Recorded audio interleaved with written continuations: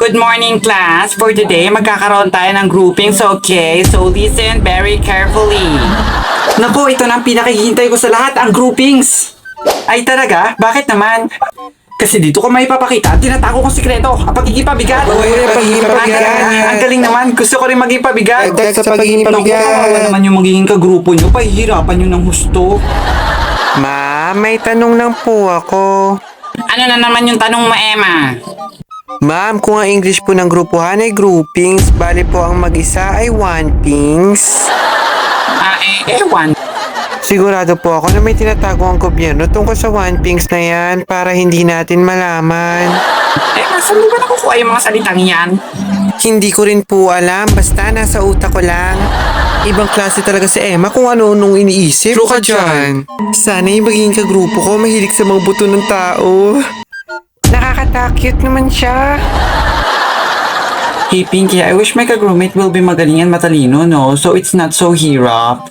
Nako, asa ka pa sa mga klase natin. Konti lang naman ang magagaling. What? What did you say, Pinky? Ang sabi ko, saan mo may magaling? You're right about that.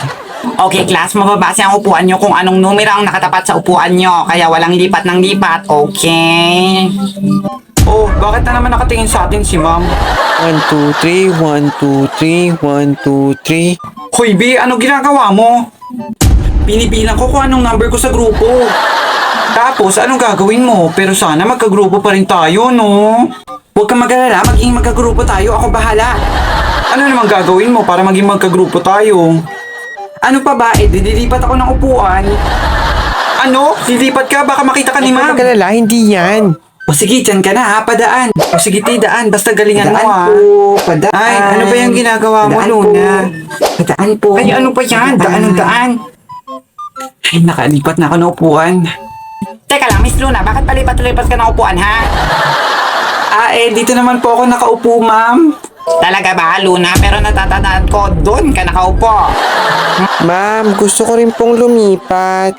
Hindi pwede. At Luna, bumalik ka na sa upuan mo. Bilis! Sayang naman, nahuli ako. Okay lang yan. Nagpahuli ka kasi. Okay, class. Yun yung magiging grupo niya kaya wala kayong choice. Try your best na lang, okay?